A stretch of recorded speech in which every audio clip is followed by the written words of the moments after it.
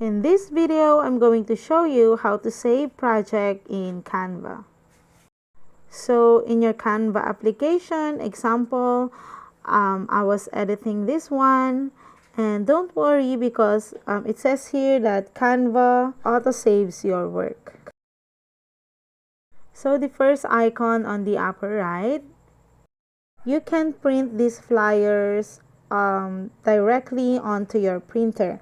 Just go ahead and type the print flyers, or you can tap on the download to save your work.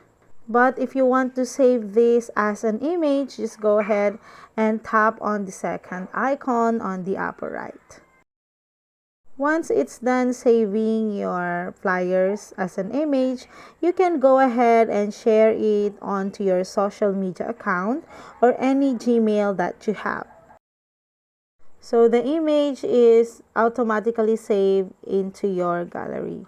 And that's it, guys. I hope you find this video helpful, and if you do, please don't forget to like and subscribe to my YouTube channel.